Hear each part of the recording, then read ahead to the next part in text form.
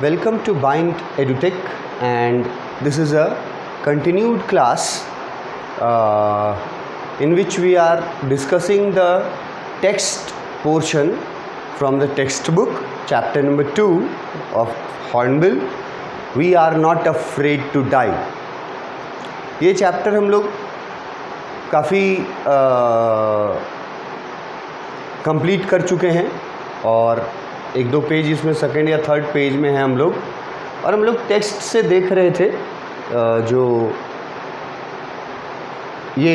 Text book है इससे हम लोग पढ़ रहे हैं और हर एक वर्ड का मीनिंग मैं आपको बता रहा हूँ। फिर जो उसका नोट्स है वहाँ आपको वो मीनिंग दिख जाता है, फिर एक्सप्लेनेशन रहता है।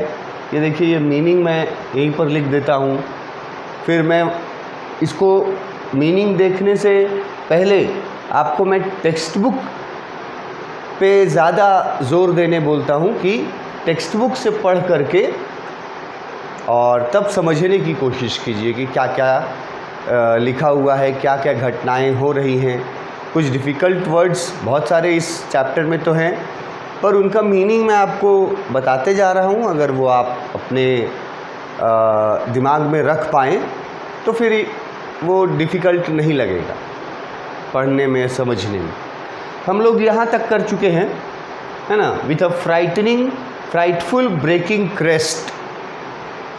अब ये मीनिंग मैं बता चुका हूँ, जैसे ये क्रेस्ट वर्ड का मतलब मैं बता चुका हूँ। अगर आपको नहीं पता है तो फिर इसका मतलब आप पिछले वीडियोज़ या इसके पहले का जो पार्ट था वो ठीक से नहीं पढ़े हैं। क्रेस्ट का मतलब मैंने बता दिया है, तो आपका हर वीडियो, है ना, प्रीवियस वीडियो से कनेक्टेड रहता है। अगर आप शुरुआत से नहीं देखेंगे, ठीक है, तो कहीं बीच से उठा के समझने की कोशिश करेंगे अगर किसी पार्टिकुलर पैराग्राफ को, तो शायद आपको दिक्कत हो।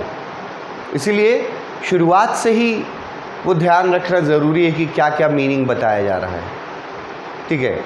क्रेस्ट का मतलब हम बताए हैं अपर पोर्शन, किसी चीज़ का जो सबसे अपर लेयर होता है, अपर लेयर, उसी को क्रेस्ट बोलते हैं। और यहाँ पे ये यूज़ हो रहा है किसके लिए, किसके साथ? सी वेव के साथ। और सी वेव का ऊंचाई कितना है ये आपको यहीं पर पढ़ने को मिल गया था। इसी पैराग्राफ में मैं बता चुका हूँ कि सी वेव जो थी वो कितनी ऊंची थी। 2 जनवरी का दिन सुबह से ही इन लोगों को आने वाली मुसीबत का संकेत मिलने लगा था, ठीक है। और सुबह ही तेज़ हवाएं चलने लगी थी और लिखा हुआ था, टेक्स्ट बुक में ही लिखा हुआ था कि जाइजेंटिक वेव्स थे। जाइजेंटिक वर्ड हम आपको समझाए हैं। फिर वेव्स का हाइट भी लिखा है।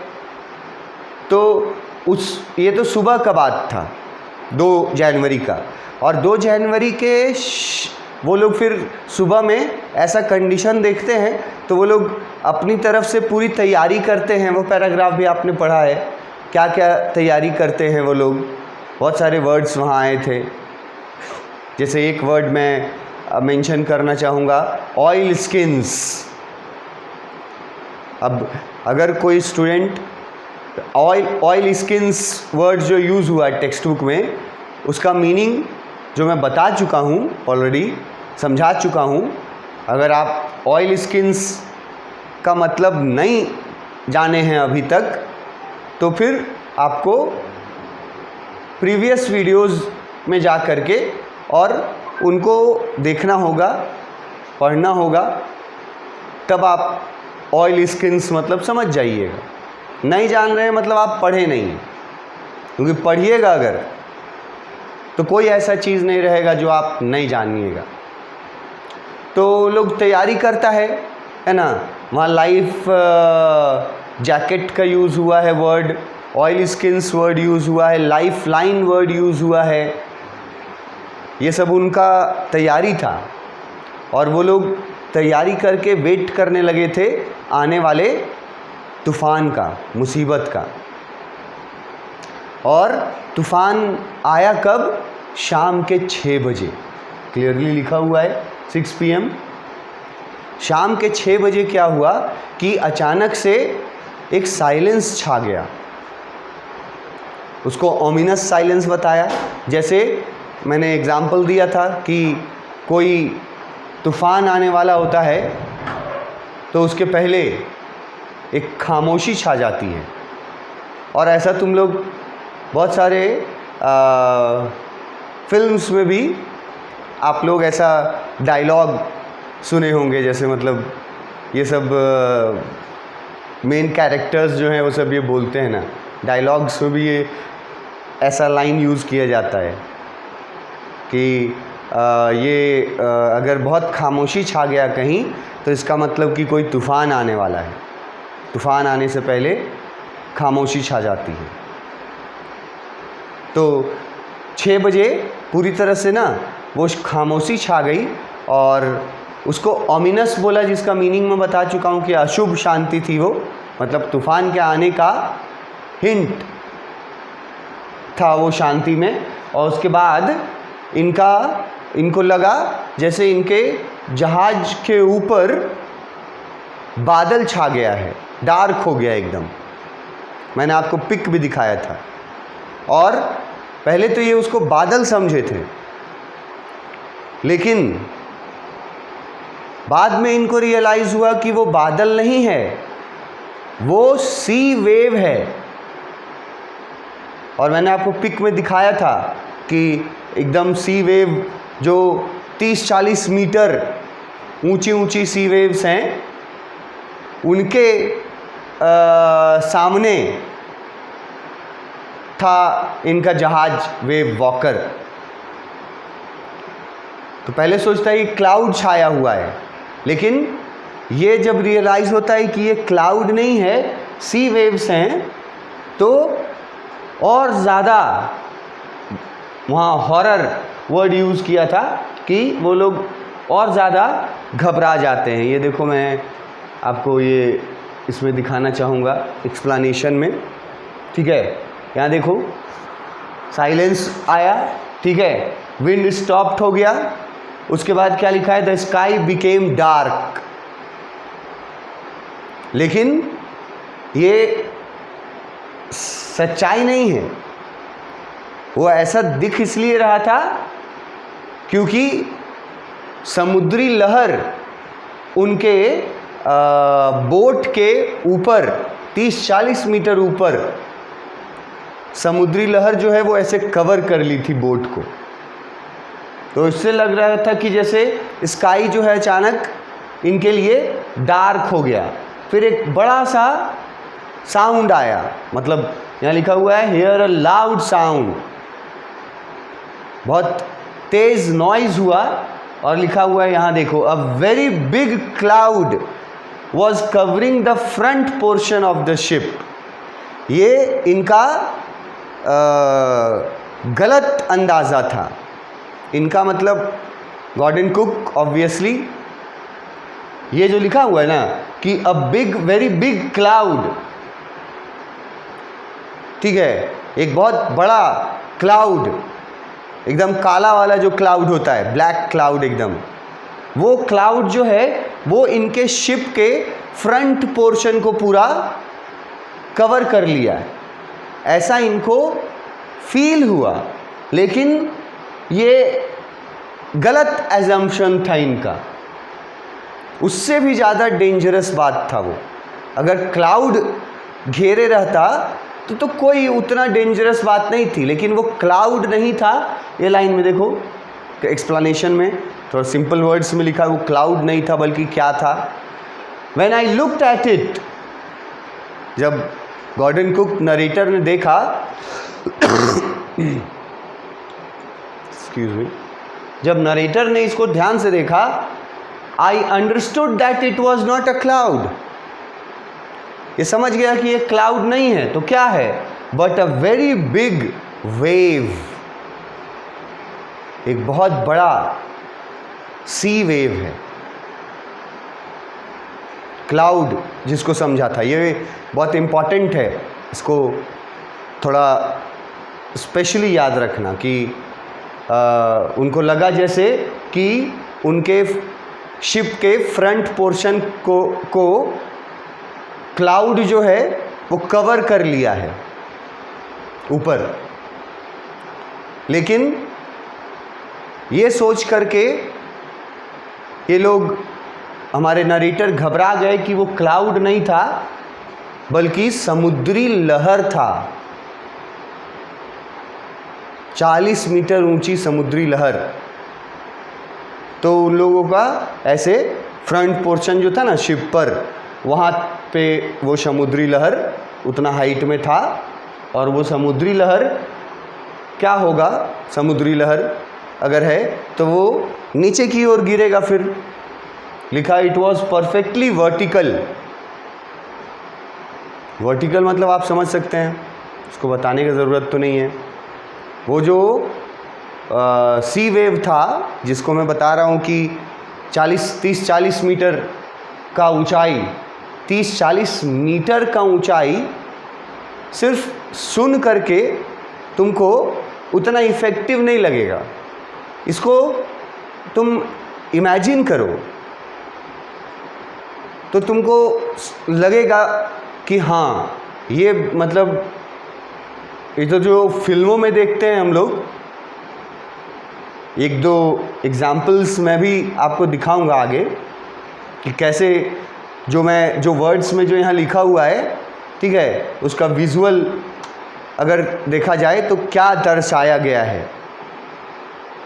सामने शिप के सामने फ्रंट पोर्शन पर 30-40 मीटर ऊंचा वर्टिकल वेव था, सी वेव था। लिखा है उसका हाइट, ये टेक्स्ट बुक में भी डिस्कस किए थे, ट्वाइस। तो वही हम लोग अंदाज़ा लगाए थे कि पहला हाइट वो 15 मीटर बताया था, जितना हाइट उसका मास्ट का था, मेन मास्ट का। तो उसके अनुसार 30-40 मीटर इसका हाइट हम लोग, इस वेव का हाइट हम लोग समझ सकते हैं। But a very big wave, बहुत बड़ा वेव था जिसको क्लाउड समझ बैठा था। इट्स ह्यूज साइज वेव, मतलब ह्यूज साइज वेव जो था उसके लिए इट्स वर्ड यूज यहाँ हुआ है। इसका ह्यूज साइज वेव का टॉप मोस्ट पोर्शन, अब टॉप मोस्ट पोर्शन देखो, हम तुमको टॉप मोस्ट पोर्शन जो है वो अगर तुमको हम टेक्स्ट बुक में दिखाएं तो अभी हम बताए थे आपको कि टॉप मोस्ट पोर्शन क्रेस्ट के लिए यूज हुआ है। देखो यहाँ क्रेस्ट के लिए, तो वहाँ एक्सप्लेनेशन में उसको थोड़ा इजी कर दिए कि उसका टॉप मोस्ट पोर्शन जो था, किस चीज़ का, सी वेव का topmost portion started breaking itself. अब ये इसका क्या मतलब है, स्टार्टेड ब्रेकिंग इटसेल्फ? इसका मतलब है कि वो फ्रंट पोर्शन जो सी वेव का था, वहाँ जितना पानी था उस फ्रंट पोर्शन में, वो पानी टूट करके नीचे गिरने लगा। और नीचे गिरेगा तो कहाँ पे गिरेगा, किस चीज़ के ऊपर है वो? तो इनके शिप के फ्रंट पोर्शन के ऊपर है। तो समझ लो कि फ्रंट पोर्शन पे गिरेगा। कितना पानी सोच नहीं सकते हो। Huge amount of water with a great force वो हिट करेगा इनके टॉप पोर्शन को, बोट के टॉप पोर्शन को। ये वहाँ पर क्रेस्ट वर्ड से लिखा हुआ था कि उसका टॉप पोर्शन जो है वो ब्रेक हो रहा था। और ब्रेक होने का मतलब मैं आपको समझा रहा हूँ कि वो टूट करके पानी का पूरा ये जो है वेव का टॉप पोर्शन, मतलब पानी टूट करके और इनके शिप के फ्रंट पोर्शन को हिट करने वाला था। तो तय था हिट, अब वो टूट के आ रहा है खाली रहा, बस गिरने में टकराने में जितना देर है। और इस साइट को, ये साइट वर्ड देख रहे हो, इसका मतलब समझना ज़रूरी है, आसान वर्ड है। साइट मतलब है सीन, हिंदी में दृश्य, और इंग्लिश में जो सीन हम बोल रहे हैं वो SCENE वाला सीन है, देखने वाला सीन नहीं है, SEEN वाला नहीं, जिसमें C आता है, SECENE सीन, और हिंदी में एकदम कॉमन है दृश्य। तो ये साइट का मतलब हो गया दृश्य, और फ्राइटफुल, फियरफुल का तो मतलब समझ सकते हो, फियर मतलब डर होता है, तो डरावना। तो इस दृश्य को क्या बोला है, it was a fearful site, ये एक बहुत डरावना दृश्य था इनकी आंखों के सामने। अब मान लो कि एकदम यहीं से क्वेश्चन पूछ दे कि कौन सा दृश्य जो था वो फियरफुल था, कौन सा दृश्य। फियरफुल के जगह एक और वर्ड यूज़ कर सकता है, देखो यहाँ टेक्स्ट बुक में यूज़ किया है फ्राइटफुल, उसका ही मतलब मैंने लिखा है डरावना। या तो फ्राइटफुल वर्ड यूज़ करेगा या तो ये फियरफुल वर्ड यूज़ करेगा, और साइट रहने देगा, और क्वेश्चन पूछ देगा कि कौन सा दृश्य जो है वो देख करके और घबरा गए, डर गए, फ्राइटेंड हो गए सभी लोग जो बोर्ड पे प्रेजेंट थे, कौन सा दृश्य देख करके। ये क्वेश्चन बहुत अच्छा क्वेश्चन है, पूछता है या नहीं उससे कोई मतलब नहीं है, कभी भी पूछा जा सकता है कि फ्राइटेंड वर्ड यूज़ कर ले या फ्राइटफुल वर्ड यूज़ कर ले, फ्राइटेंड वर्ड यूज़ कर ले, फियरफुल वर्ड यूज़ कर ले, और साइट वर्ड यूज़ करे कि कौन सा दृश्य। और इससे सवाल कोई भी पूछे कि कौन सा दृश्य उनके लिए फ्राइटफुल था या फियरफुल था, तो इसका जवाब क्या दोगे। जो अभी ऊपर जो लिखे हैं, ऊपर के जो पॉइंट्स है 4-5 पॉइंट्स, यहाँ से शुरू करेंगे कि अचानक से उनको लगा कि ऊपर जो है वो द स्काई ग्रू डार्क, उनके शिप से जो स्काई दिख रहा था वो अचानक से डार्क हो गया, और पहला एजम्पशन ये था कि ये कोई बहुत बड़ा साइज़ का क्लाउड है जो शिप के ऊपर शिप को कवर कर लिया है। लेकिन ये एजम्पशन वर्ड अगर नहीं लिख पाओगे तो उसके जगह कोई आसान इंग्लिश वर्ड यूज़ करना, ये थिंकिंग भी यूज़ कर सकते हो, वैसे तो बहुत सारा वर्ड है, प्रेडिक्शन वर्ड है। तो इन लोगों ने जो एज्यूम किया कि बहुत बड़ा क्लाउड है, वो एजम्पशन गलत निकला, वो क्लाउड नहीं था बल्कि समुद्री वेव का टॉप पोर्शन था। 30-40 मीटर ऊंचा समुद्री वेव, उसका टॉप पोर्शन, और वो टॉप पोर्शन मतलब पानी टूट करके, ब्रेक वर्ड एकदम कॉमन यू वर्ड यूज़ किया है, टूट करके नीचे गिर रहा था। ये दृश्य फ्राइटफुल दृश्य था या फियरफुल दृश्य था। अगर इससे सवाल पूछे तो यही दृश्य बताना, फियरफुल दृश्य था। खतरा क्या था कि वो जो टूट करके गिर रहा था, उस सी वेव का फ्रंट पोर्शन टॉप पोर्शन जो टूट करके गिर रहा था वो शिप के फ्रंट पोर्शन पे गिर रहा था, और शिप के फ्रंट पोर्शन पे इतनी ऊंचाई से और इतना सारा पानी एक साथ अगर हिट करेगा, गिरेगा, तो फिर शिप का जो मतलब तबाही है वो एकदम तय है। तो ये लोग इस तरह से समुद्री तूफान में फंसे हुए हैं, और एक बहुत ह्यूज अमाउंट में वाटर जो है वो इनके शिप के फ्रंट पोर्शन पे ब्रेक करके गिरने वाला है, जो आगे अभी गिरेगा। नेक्स्ट पैराग्राफ, इसका टेक्स्ट बुक से आते हैं पहले। ये भी तुम्हारा नेक्स्ट पैराग्राफ ही है, पर यहाँ ये वर्ड मीनिंग्स लिखे हुए हैं, तो टेक्स्ट बुक से पहले देख लो, फिर यहाँ से देखना। टेक्स्ट बुक में सिंपल लिखा रहता है, वहाँ पे आपको ये पता चलेगा कि कौन कौन सा वर्ड का मीनिंग आपको नहीं आता है। ठीक है, ये यहाँ तक हो गया। टूट करके गिर रहा था ऊपर, front portion of the sea wave, a huge mass of water was about to hit the front portion of the ship, and this sight, और ये दृश्य फ्राइटफुल दृश्य था, डरावना दृश्य था।